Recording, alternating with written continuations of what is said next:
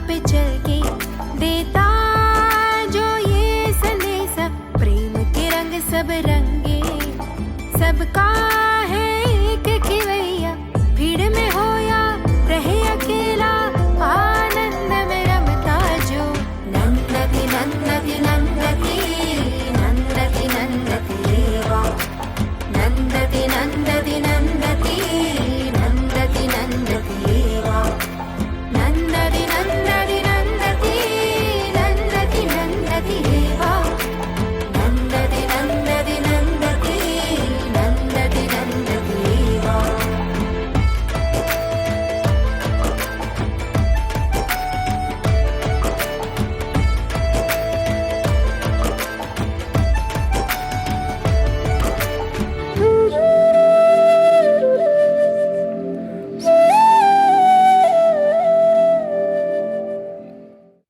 अम्मा कहती हैं कि दूसरे निर्णयों की तरह खुश रहना भी एक निर्णय है। हम हंसकर बिताएं या रोकर, जीवन बीत तो जाएगा ही। तो खुद ही फैसला करो कि हंसते हुए जीना है या रोते हुए। सबके हिस्से में अपनी ही काफी परेशानियां और दुख हैं। ऐसे में हम किसी से अपना दुख क्यों बांटने जाएं? बीती बातें भुलाकर मुस्कान बांटें, और ऐसी मुस्कान जिसे कहें इन्फेक्शियस स्माइल, जो सबको छूती पकड़ती जाए, या कहें कि ऐसा रंग जिसमें सब रंग जाएं, और रंग ऐसा कि छूटे ना। कृष्ण की मुस्कान के रंगों को हम आज तक नहीं भूले। अम्मा की मुस्कान भी वैसी ही नित्य है, अमिट है। श्री कृष्ण और अम्मा के जीवन को फूलों की शैया नहीं कहा जा सकता, फिर भी उनकी मधुर शांत मुस्कान उनकी विशिष्ट पहचान बनकर रह गई है। हम उनके बच्चे भी, और कोई महान तप साधना ना कर सके तो कम से कम इसका ही अनुकरण करें। जहां से गुजरें लोग पहचाने जाएं, हो न हो ये अम्मा का बच्चा है। प्रेम स्वरूपी और आत्म स्वरूपी आप सभी को नमस्कार। ഈശ്വരൻ മനുഷ്യരുടെ ഇടയിൽ വരുന്നത് ഈശ്വരപ്രഭം മാനവ ഹൃദയങ്ങളിൽ വാഴ്ത്താൻ വേണ്ടി മാത്രമാണ്. എന്നാൽ ഭഗവാനാകുന്ന അഗ്നി അമൃത സ്വരൂപമാണ്, അതിൽ ലയിച്ച മരണമില്ല. हमें किसी मूक बधिर बालक से बात करनी हो तो एक्शन द्वारा करते हैं। अवतार पुरुष का मुख्य लक्ष्य मानव हृदय में प्रेम को पुनः जगाना होता है।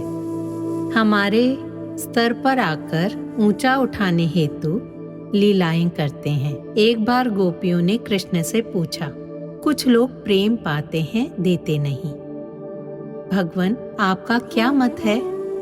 तब कृष्ण ने कहा, ऐसे लोग या तो कृतज्ञ हैं या आग्रह मुक्त हैं या फिर आत्मज्ञानी हैं, पर मैं किसी श्रेणी में नहीं आता। मैं उपेक्षा करता हूं ताकि उनकी विरह वेदना बढ़े, उनका प्रेम पूर्ण बने। ईश्वर हमारे बीच आते हैं मानव हृदय में प्रेम में वृद्धि करने को। जैसे कहें तो पतंगे का लौ के प्रति आकर्षण। पतंगे को लौ को देखकर और कोई विचार नहीं आता।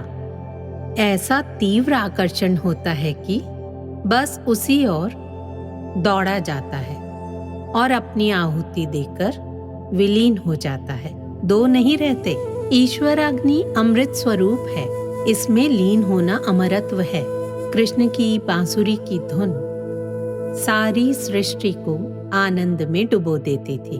अहंकार गलने पर हम बांसुरी से खाली हो जाएं तो नाद ब्रह्म गूंज उठेगा, तब जीवन खूबसूरत गीत बन जाएगा।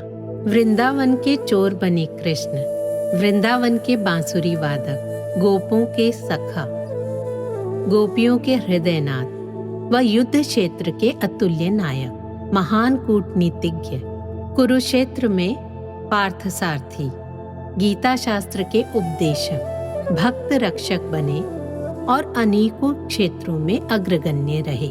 देवकी से जन्मे 8वें बालक थे श्री कृष्ण।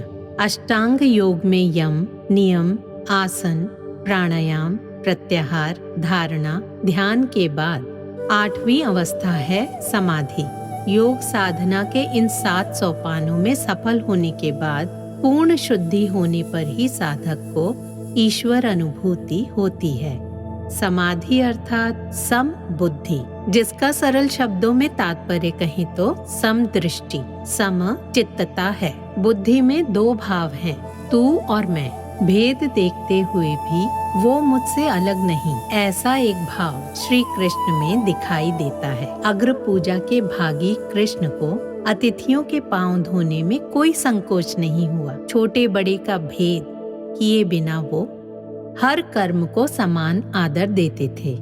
युद्ध भूमि में अर्जुन को तत्वोपदेश देने और घोड़ों की देखरेख करने में उनका संभाव रहा। हर कर्म की अपनी गरिमा है, भगवान स्वजीवन द्वारा दिखाते हैं। अम्मा को एक कथा याद आती है। युद्ध क्षेत्र में एक भवन बन रहा था। कई सैनिक एक भारी स्तंभ को हटाने में लगे थे। उन्हें निर्देश देने के लिए एक ऑफिसर भी वहाँ था। भरसक कोशिश के बाद भी सैनिक उसे हिला नहीं पाए। अचानक से एक घुड़सवार वहाँ आया। घुड़सवार ने थके हारे सैनिकों को देखा तो स्थिति को जांच परख कर उसने फिर उस सुपरवाइजिंग ऑफिसर से पूछा, तुम इनकी सहायता क्यों नहीं करते? ऑफिसर ने एकदम से जवाब दिया, तुम जानते हो मैं कौन हूँ? मैं सम्राट की सेना में बहुत बड़ा ऑफिसर हूँ। ऑफिसर की बात सुनते ही घुड़सवार नीचे उतरा और उन परिश्रमी सैनिकों के साथ जुट गया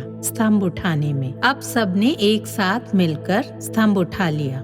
घुड़सवार चलने के लिए घोड़े के पास आकर खड़ा हुआ।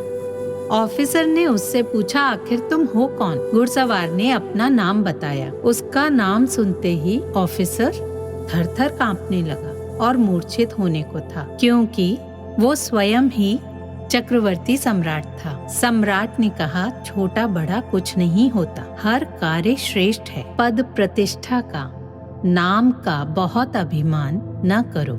ऐसा कहकर वो घुड़सवार चला गया। जो भी चुनौतियां सामने आई भगवान को प्रभावित नहीं कर सकी। उनकी सहज मुस्कान बनी रही। हर कर्म में पूरी तरह डूब जाना, सहज निस्संग रहना, जय पराजय की चिंता के बिना कर्तव्य कर्मों का निर्वाह करना, ऐसी थी उनकी जीवन शैली।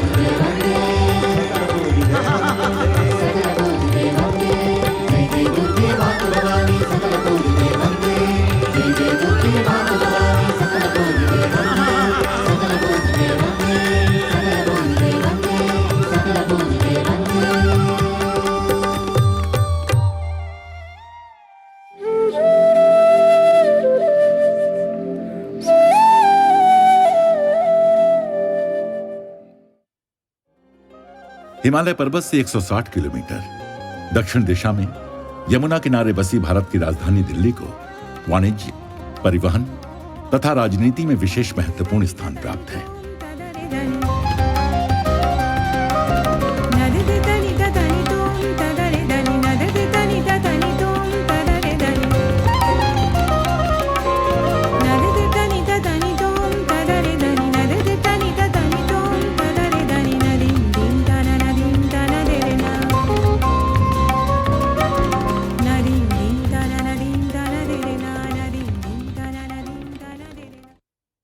सत्ता का केंद्र होने के कारण जब जब अम्मा दिल्ली आई, अनेकों गणमान्य व सत्ताधारी लोग अम्मा के आशीर्वाद, मंत्रणा तथा प्रोत्साहन पाने आते हैं। अम्मा के लिए अध्यात्म मात्र एक अलौकिक विद्या से कहीं बढ़कर है।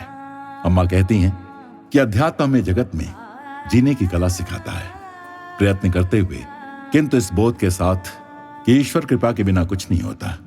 अम्मा के सिद्धांतों को हम जीवन के किसी भी क्षेत्र में लागू कर सकते हैं।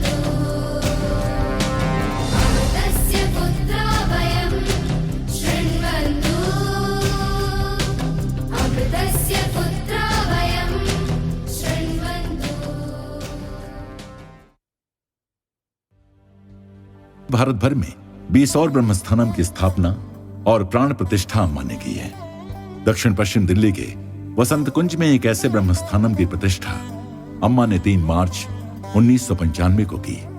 इतने वर्षों से अम्मा लोगों के दुख दर्द को सुनने के बाद अम्मा ने निश्चय किया कि अक्सर लोग शनि, मंगल और राहु के प्रभाव में बहुत कष्ट पाते हैं, तो क्यों न किसी पुजारी से पूजा करवाने के बजाय वे स्वयं पूजा करें। अतः अम्मा ने एक और क्रांतिकारी कदम उठाया, जिसके अंतर्गत अम्मा ने स्वयं या अपने ब्रह्मचारियों के मार्गदर्शन में सामूहिक पूजा का संचालन शुरू किया, जिसमें जाति, संप्रदाय, वय और लिंग भेद के बिना कोई भी भाग ले सकता है। इस प्रकार अम्मा ने पुजारी की मध्यस्थता को हटाकर जनमानस का सीधे ईश्वर के साथ संपर्क स्थापित कर दिया।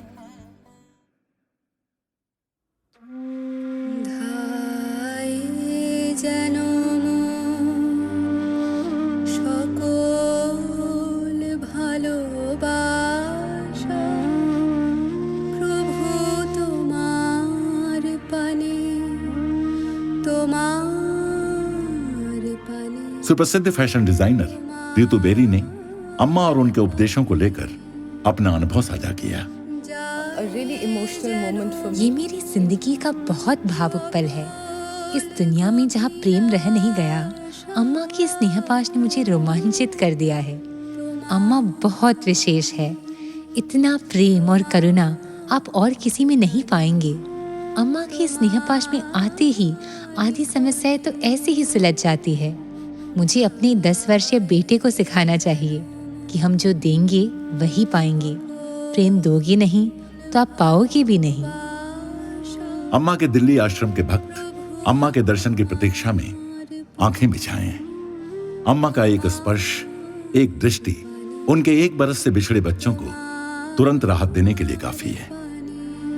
राजनेता और जाने माने पत्रकार राजीव शुक्ला ने दर्शन के बाद अपने विचार साझा करते हुए कहा, अद्भुत भेंट थी। अम्मा ने साधारण लोगों के दुख दर्द और हितों को लेकर मुझसे काफी बातें की। अम्मा विश्व के सब लोगों की बात कर रही थी। वो किसी एक संप्रदाय या जाति विशेष तक सीमित नहीं, वो मानव मात्र के विषय में सोचती हैं।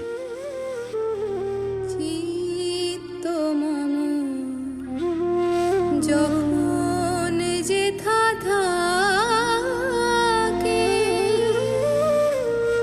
সারা যেন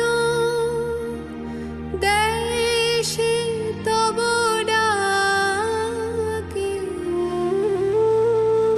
যত বাঁধন সব টুটে গো যেন প্রভু তোমার টানে তোমার টানে তোমার টানে दुनिया में कहीं भी चले जाइए, अम्मा के दर्शन की प्यासी आंखें सर्वत्र एक सी होंगी। सब में उसे पाने का भाव होता है, जिसके सामने वे अपने दिल खोलकर रख सकते हैं, जिसके साथ छोटी छोटी चीजें साझा करके बड़ी छलांग भर सकते हैं। उन्हें वो मिली हैं जिनके बारे में वे निश्चिंत हैं कि उनके जीवन में कैसी भी परिस्थिति आ जाए वो हमारे साथ होंगी। उन्होंने जीवन में पहली बार अहेतुक प्रेम पाया है।